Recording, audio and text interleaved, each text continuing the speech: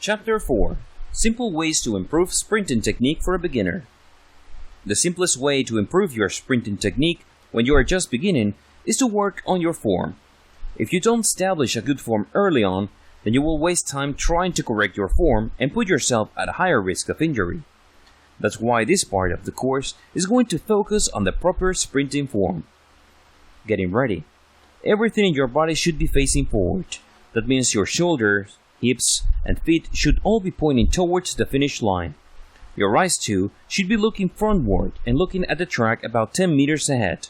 Prepare to engage your core muscles for added power by tightening your abdominal muscles and pulling your belly button inward.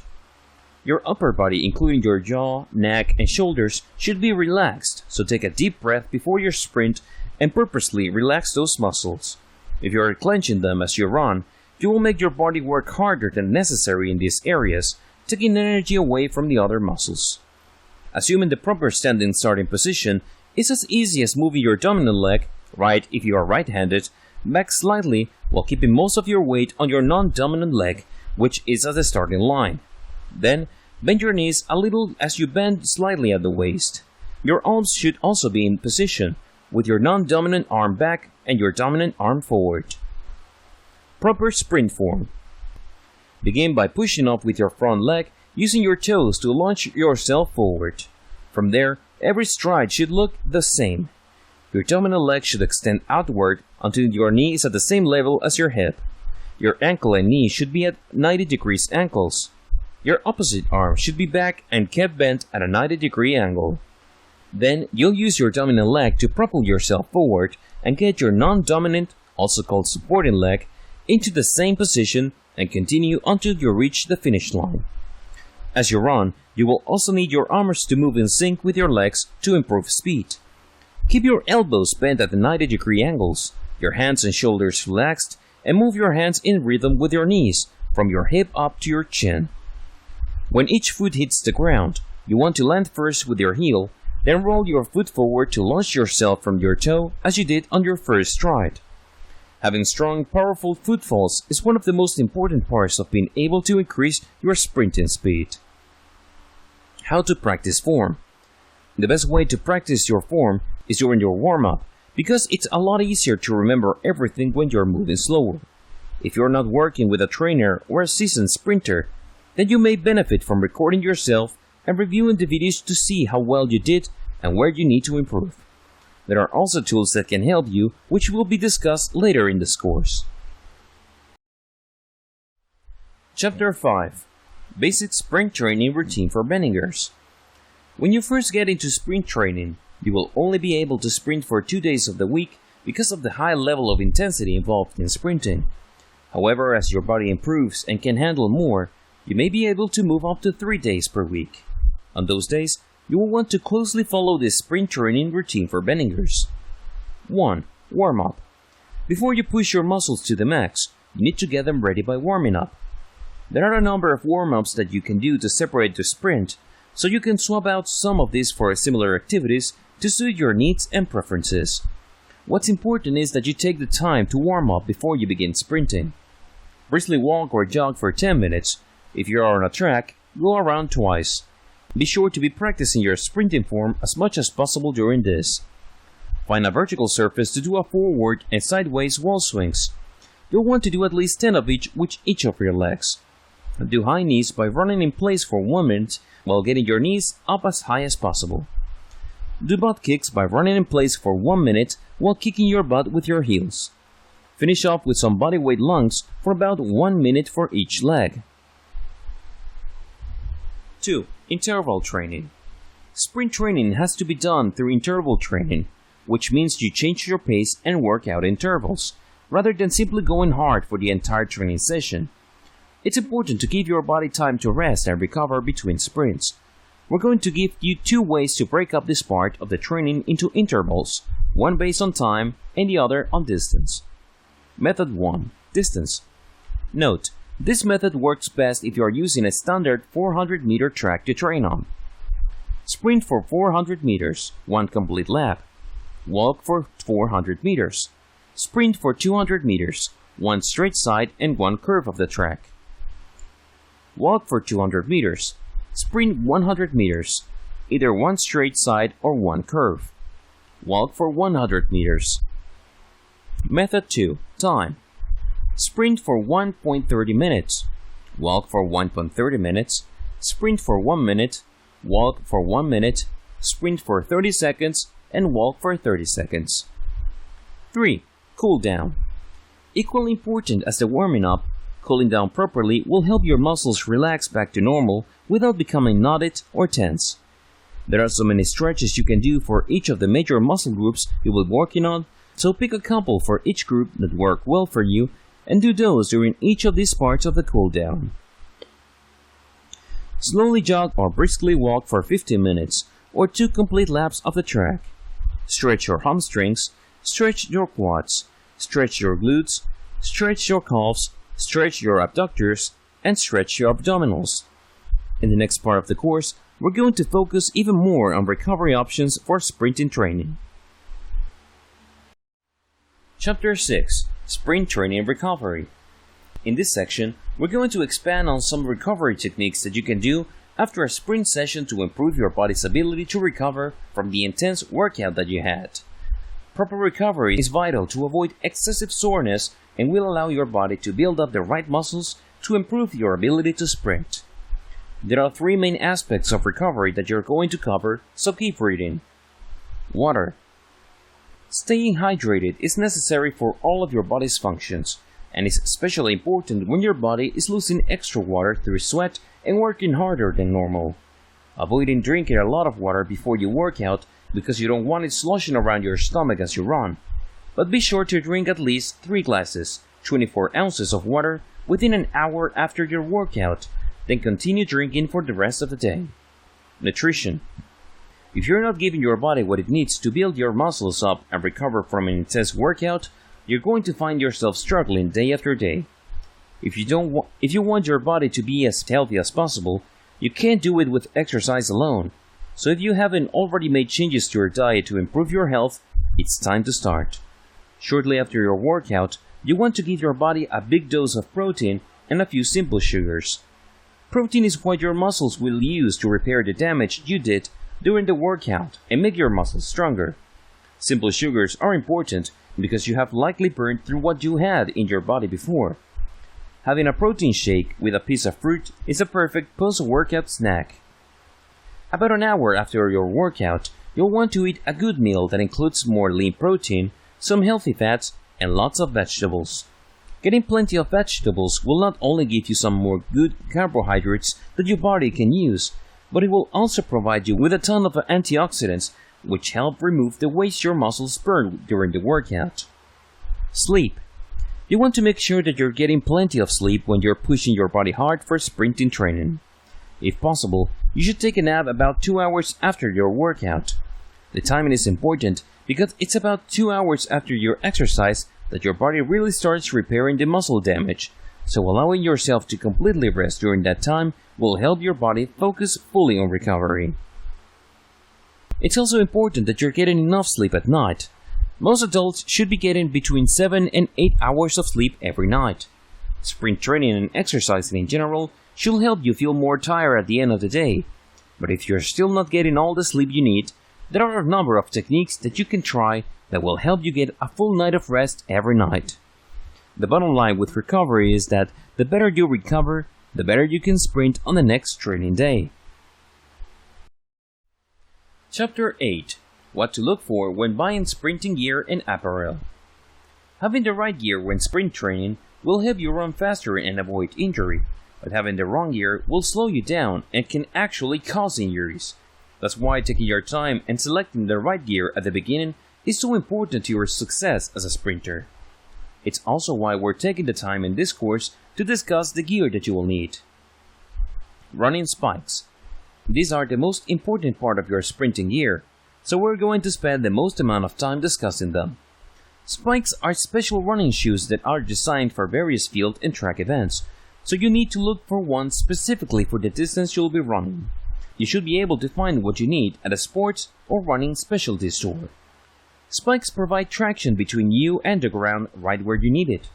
In sprinting, all the spikes are on the front part of your foot to allow you to grip the track and launch yourself forward with every stride. They have a lot of spikes compared to other running shoes and rarely have any in the heel portion of the foot since you don't need them there. Try on a few pairs before settling on what you buy. Most sprinters prefer to have their spikes to be snug compared to other types of training shoes and other events. Some even get spikes a full size smaller than the other running shoes. Although it's up to you to decide. Keep in mind that as you're running fast, you want your shoes to be with you 100% and not have any looseness that could trip you up. This will easily be your biggest investment when it comes to sprinting gear. While high-end spikes will easily cost you $100 or more, you can find a decent pair for around $50. However, these shoes should last you for several years, which makes them well worth the investment even if you have to replace some of the spikes along the way. Running shorts. The most important thing about running shorts for sprinting is that they are made of a material that is breathable, comfortable, and flexible. For training, they're really the only thing that matters. For racing, you will usually want something that is form-fitting as to limit your wind resistance. If you're planning on sprinting in competitions, it's a good idea to also practice in your racing clothes for familiarity. Running shirts. Everything that applies to running shorts also applies to shirts. The biggest thing to keep in mind when choosing a shirt for sprinting is that you want to make sure you are able to move your shoulders freely. This is why you see many Olympic athletes using vest or sleeveless uniforms. Warm-up and cool-down clothes. Because spikes are designed specifically for sprinting, you don't want to wear them during your warm-up or cool-down sessions, as this will make those harder and put more wear and tear on your spikes. So be sure to bring regular training shoes for those times, as well as sweats or other comfortable clothes that you can wear before and after your sprint training. Chapter 9. Plyometric Training. Although the primary focus of sprint training should be the actual sprint in itself to improve your speed and form, there are a number of other exercises that you can do to build up the muscles that you use to move fast. That's where plyometric training comes in. In this part of the course, we're going to explain what plyometric training is and give you 3 exercises that will help you with your speed. What is plyometric training? Plyometric training is also known as jump training because its main focus is on various high-intensity jumping exercises to increase your speed and strength. There are a number of different exercises that fall under the category of plyometric training, but you will have to be careful which ones you do because some are meant for strength training, whereas others will increase your speed. When adding plyometric exercises into your sprint training routine, be sure to do this on days that you are not sprinting. This is because these exercises are equally high-intensity exercises, and doing this along with sprints in the same day is too hard on your muscles. You should limit plyometric training to 2 days per week. Here are 3 plyometric exercises that will help you increase your speed. Forward bounce. For this exercise, you will essentially be sprinting one stride at a time. The goal is to use as much force as possible to move yourself forward into a long bound. Be sure to use proper sprint form for this drill as you drive yourself off the balls of your foot from one stride to another. This will help you maximize your power output for every stride you take and can help you lengthen your strides. Do 3 sets of forward bounce of 20 yards each while allowing yourself 2 to 3 minutes of rest between sets. Repetitive standing long jumps.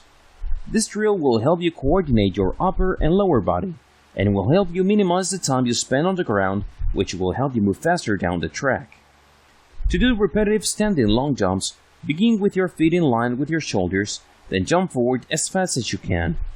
As soon as you touch the ground with the balls of your feet, launch yourself into another long jump, and so on. Do 3 sets of repetitive standing long jumps of 20 yards each, resting for 2 to 3 minutes in between sets. Depth jumps to standing long jumps.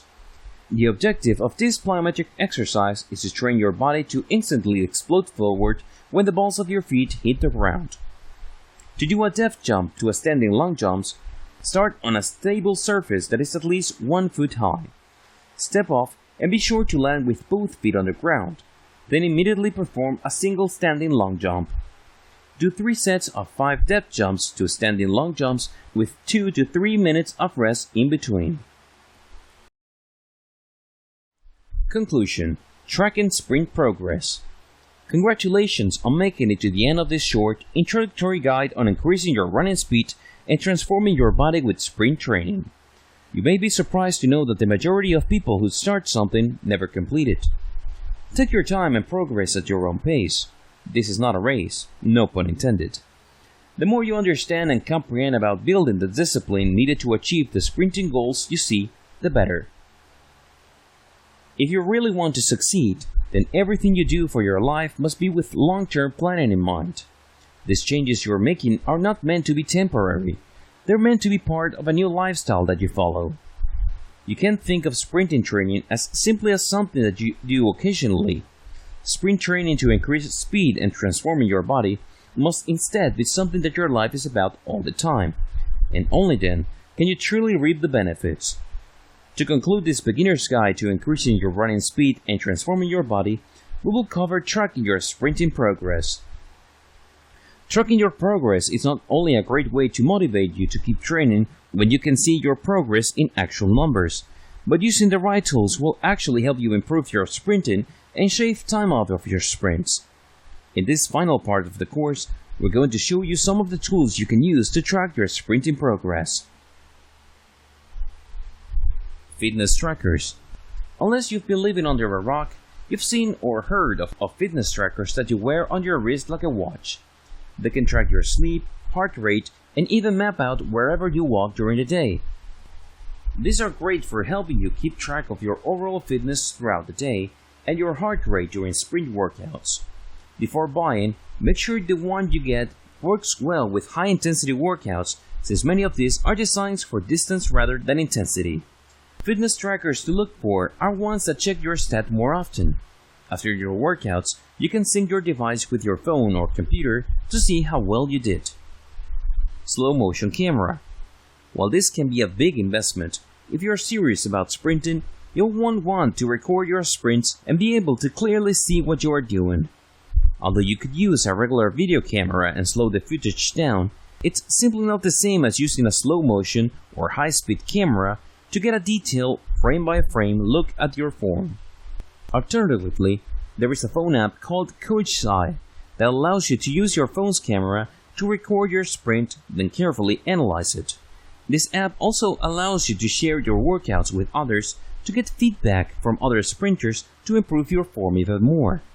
If your phone has an outstanding camera, this could be a huge benefit to you. Smart shoes. Everything is getting smarter in this technologically driven world, including your shoes. There are several shoes on the market now that you can use while training that can help you provide you with all the information you need to improve your sprinting form. They can show you exactly what part of the foot is hitting the ground, how much weight you are putting on different parts of your feet, and how long your feet are touching the ground. The shoes you choose to run in can have a huge impact on your speed, so make sure you get a pair that will work for you.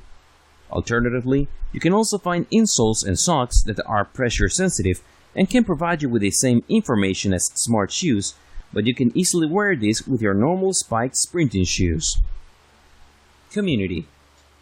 An often overlooked tool that can help you track your progress and improve your sprinting abilities is community with other runners and sprinters. The internet is the best way to connect with sprinters when you have questions about anything, and you can also use it to find training partners in your area to work with. Well, we've reached the end of our beginner's guide to sprint training. Thank you for joining me in this new journey to sprint training to increase your running speed and transforming your body. We hope you have enjoyed it. All the best with your future sprinting endeavors and onwards and upwards from here. This has been Simple Speed Secrets, simple sprint training secrets to increase running speed and transform your body. Chapter 10. The importance of strength training and muscle building for sprinting. In this part of the course, we're going to give you several reasons as to why you should be incorporating strength training and muscle building exercises into your exercise routine for sprint training. All it can be boiled down to its simple physics equation: A equals F divided by M. Acceleration, A, equals force, F divided by mass, m. Here are a few specific ways that strength training can help you run faster. 1. Increase force. Physics tells us that the greater the force of an object is, the faster it will move. This is also true when it comes to sprinting. The more force your body is able to create in your leg muscles, the faster you will be able to accelerate forward. By building up the right leg muscles, you can help improve the amount of force they are able to produce on every stride. 2. Decrease mass. Going back to that physics lesson, we also know that the smaller an object is, the greater the effect of the force that's being put on it. Strength training helps you decrease your overall mass by burning body fat, which will help you be able to go faster with the same amount of force. Being lighter on your feet while sprinting will also help to keep you from getting tired as quickly. 3. Reduce risk of injury. While sprinting, your muscles, joints, ligaments, and tendons all have to work at full capacity. If they are not already strong, then the strain of sprinting can lead to injury. Through strength training, you can build up these important parts in a more focused, slow-paced environment so that when you get to the track, they'll be ready to work together efficiently. 4. Improve balance. Chances are you naturally have one leg that's stronger than the other. While this won't affect your daily life, it will hurt your ability to sprint well and put you at a higher risk of injury when you are unbalanced. Through strength training, you can do single leg or single arm exercises to build up the muscles on the weaker side until both sides are balanced in strength. 5. Gain more fast-twitch muscle fibers. As we discussed earlier in this course, fast-twitch muscle fibers are the one you want more of so you can run faster. Although we still have a lot to learn about muscle fibers, we do know that through certain exercises, you can shift your ratio of muscle fibers to get more fast-twitch. By strength training, you can do targeted exercises that will ultimately increase your running speed. How to add strength training for sprinting. Schedule your strength training on days that you are not sprinting, and be sure to focus on a different muscle group every day. You should train the most on your legs and core muscles, but arms should also be included. If you are new to strength training, make sure you learn each new exercise and practice it well before increasing the weight, reps, or sets. It is important to do each movement precisely to avoid injury and to actually get something out of it. Chapter 11. Advanced Sprint Workouts for Team and Individuals. Once you get the basics of sprinting down, you'll want to begin to challenge yourself to keep getting better. To do that, you'll want to add some advanced workouts to your routine. Another way to challenge yourself more is to train with a team. In this section, we'll give you some advanced workouts that you can try on a team and as an individual. Team sprinting routine. Whether you simply want to work out in a group to keep each other accountable and to have more fun, or you're training with a team in order to compete, you'll need to do this a little differently compared to when you're working out alone. Here is a great team sprinting routine that you can follow with your exercise buddies or teammates to improve your sprinting abilities. Warm up as usual. Everybody spreads out evenly along the entire length of the track. Everyone begins jogging at a slow pace. One person sprints until they reach the person in front of them, then slows to a jog. The next person then sprints up to the next person in front of them. This continues until everyone has sprinted. Depending on the size of the team, you may be able to do several of these drills in a row, or you may need more time to rest between sets, but you should try to do this 3 times. Cool down as usual. Advanced Individual Routine. This routine is great for training on a track as you get more advanced. It's especially good if you normally only sprint in straight lines because it teaches you to sprint well on the curves of the track as well. It will help if you have 4 cones or other easy-to-see visual markers at each of the points along the track. But if not, then you can simply use the track itself, which should be marked. Warm up as usual. Place your cones at each corner of the track, the start of each curved or straight section. Sprint from cone 1 to cone 2. Jog from cone 2 to cone 3. Sprint from cone 3 to cone 4. Jog from cone 4 to cone 1. Walk 1 and 1/4 lap around the track to rest. Sprint from cone 2 to cone 3. Jog from cone 3 to cone 4. Sprint from cone 4 to cone 1, jog from cone 1 to cone 2, and repeat. Cool down as usual. With this routine, if you start on a straight side, during the first half you will sprint the sides and jog the curves. Then on the second half, you will sprint the curves and jog the straightaways. To mix it up even more, if you are alone on the track, you can perform the second set running in the opposite direction. Simple Speed Secrets. Simple sprint training secrets to increase running speed and transform your body. Narrated by John Hawkes. Introduction. Hello and welcome to our short beginner's guide on increasing your running speed and also transforming your body with sprint training. Sprinting is an excellent form of exercise. Whether you are actively training for competitions, playing competitive or social sports, or simply using it as a part of your cardiovascular routine. To begin this guide, we're going to spend a few moments discussing what sprinting is and isn't, and also take a look at the history of sprinting. What is sprinting? Sprinting is defined as a competitive running event that is 400 meters or less. Most sprinting events are 100, 200, or 400 meters. Most of them last less than 60 seconds because sprinters are running as fast as they can during the entire length of the race. Some sprinting competitions include relay races that involve 4 runners, each sprinting a certain distance. Sprint in a training sense can also mean doing a particular cardio exercise with all-out intense anaerobic effort for a brief period followed by rest. Sprinting versus running. Although sprinting and running use the same muscle groups and are essentially the same thing, there are some key differences. Sprinting, as mentioned before, involves athletes moving as fast as they can for the whole sprint in an anaerobic environment, making it much more intense than running. From a metabolic standpoint, that means you're using glycogen rather than oxygen for your muscles, which wears you out a lot faster than a well-paced run. Running, on the other hand, is slower and less intense than sprinting, so events are much longer and require aerobic fitness. Running competitions include the 5K, 3.1 miles, the 10K, 6.2 miles, half marathons, 13.1 miles, and full marathons, 26.2 miles. Running uses oxygen to keep you going, so you can maintain your pace for longer, which is why you have to run for at least 10 minutes for it to be considered exercise. Origin of sprinting. Sprinting dates back farther than any other competitive sport. In fact, it was the first type of athletic competition that was ever recorded.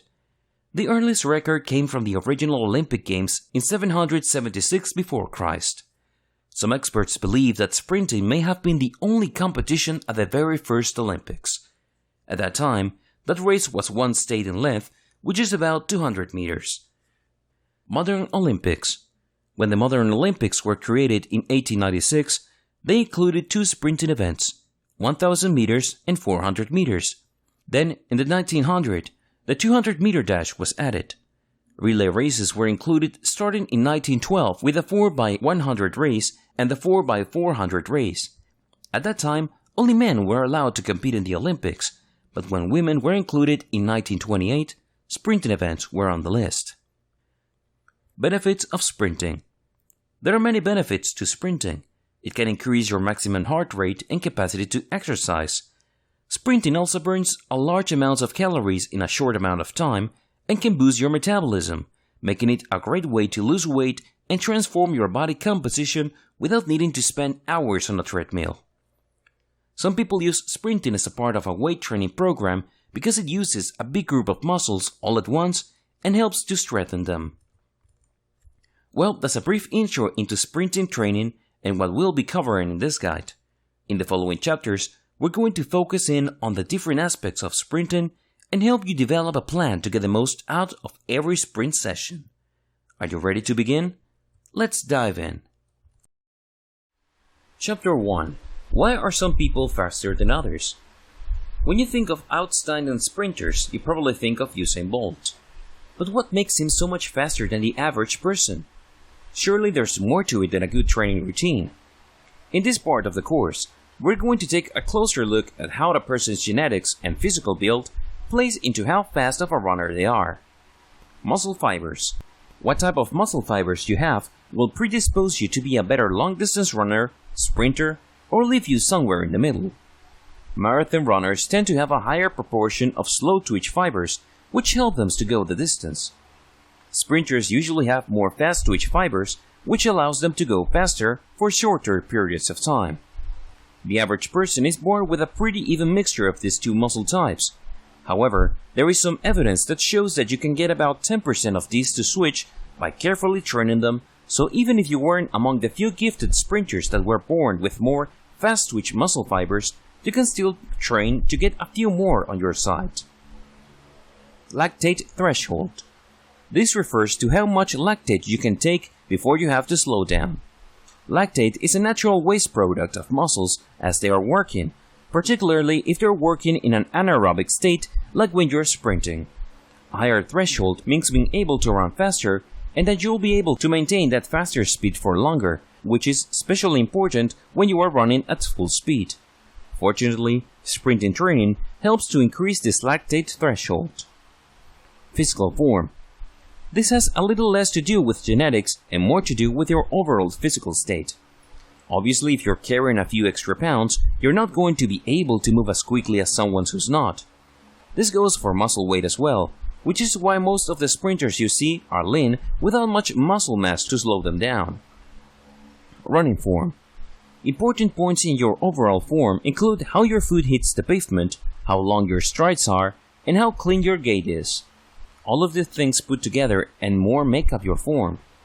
As you perfect your form through repeated exercises, you will become a better, faster, and more efficient sprinter.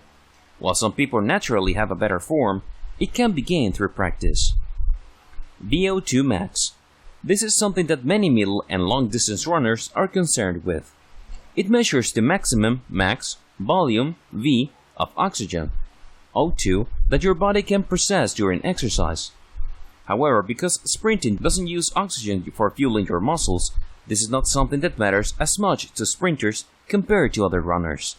We mention it here only because it is something commonly discussed among runners, even though it doesn't really apply to sprinters. Even though you may not have the genes to beat Usain Bolt at the next Olympics, you can work to improve all these things to make you a better sprinter overall. Chapter 2. Things to do before beginning a sprint training program. You never want to just jump right into a new exercise program, especially one that is as intensive as sprint training. In this part of the course, we're going to look at some things you should do before you start your sprinting training so that you minimize your risk of injury and maximize your results once you start your sprint training program. First, see your doctor. The first thing you want to do is to visit your regular doctor and discuss your plan to begin a sprint training program. Your doctor will likely want to examine you to make sure that you are healthy enough to do this type of training. Depending on your age and the overall physical fitness level, you may need to have your heart and lungs checked. If your doctor says that you aren't healthy enough to begin a sprint training program, listen to them. There are plenty of other types of exercise that you can do to get in shape. You may also simply need to get into better shape by losing some weight and building up some muscle tone before beginning, so be patient if this is the case. 2. Decide why you're doing it. Sprint training is hard, so before you begin, you want to make sure you know why you're doing it. This will help you stay focused during training because you have a specific goal in mind. Perhaps you're looking to help boost your weight loss by adding some intense cardio activities into your routine, or you want to compete in sprinting competitions. Whatever it is, keep that goal in mind while training. 3. Do your research. This sprinting train course is an excellent place to start because it gives you all the information you need to know on how to begin training as a sprinter. But don't let your research end here. You should also watch videos of Olympic sprinters to have a good understanding of how their bodies move while they are running. If you know anyone who sprints, ask them about it as well. 4. Make a training schedule. One of the best ways to keep yourself on track with your training is to set up a training schedule. Be sure to give yourself enough time during every session to warm up, train, and then cool down. All three of these are vital to any exercise program, especially one as intensive as sprint training. The most important thing is to pick a time of the day that will work the best for you. You won't be sprinting every day, so plan your schedule accordingly. Some days you'll be doing less intensive exercises to improve your form, and other days you'll be focusing on building up specific muscles through strength training. These various exercises will have to be spread out throughout the week so you don't strain yourself. Once you've followed all the steps, you'll be ready to begin your sprint training. Chapter 3. Introducing sprinting into a fitness program. If you already have a fitness program in place, adding sprints will provide a number of benefits for you. It will help you build up your lean muscle mass, lose more body fat by boosting metabolism, and improve your endurance. In this part of the course, we're going to show you how you can add sprinting into your existing fitness program. Where to sprint? It's important to find a good place to sprint because unlike jogging, you're not going to have a lot of time to think about getting around obstacles should one suddenly appear in your path. Make sure wherever you sprint, it has a good footing and you won't be worrying about distractions or interruptions. Because of the intensity of sprinting, a sudden stop or turn can cause injury. Some people recommend sprinting uphill, but if you're just starting off, you will probably do better on a flat surface, and can then find a sloped surface to increase the intensity later. It's also not recommended to use a treadmill because of how hard it is to control the speed when you're going that fast, and the faster you go on a treadmill, the greater the risk of injury. How often to sprint? Because of how hard sprinting is on your body, you shouldn't do it more often than 2 or 3 times a week. If you're young, healthy, and physically fit, you can try it for 3 days. But if your body takes a while to recover for various reasons, you should only sprint 2 days a week to keep from overexerting yourself. To improve your sprinting, you should also include other muscle-building exercises into the rest of the week. Warm-up. Every workout session should begin with a warm-up, and it's even more important when you're adding sprints to the mix. Sprinting uses your muscles at almost full capacity, and if you don't take the time to warm up first, then you're greatly increasing your risk of tearing and straining something. Depending on the type of exercises you normally do, you may have to add some extra warm-ups before sprinting. Some good warm-up exercises to include before a sprinting exercise include jumping jacks, knee highs, side shuffles, and butt kicks. There are many others you can use, but this will give you an idea of the high-energy types of warm-ups that will prepare your body and muscles to sprint without injury. Make sure you warm up for 5 to 10 minutes before beginning. Cool down. After you sprint, it is equally important that you cool down, which means stretching out the muscles that you used and allowing the muscles to relax slowly. You'll also want to make sure you're giving your body some time to recover during the workout, so you're not just doing hard the entire time. The point of sprinting is to push your body, but you don't want to push too hard too fast. As you continue throughout our sprinting training course, you will find even more detailed information on sprinting training routines, so keep reading.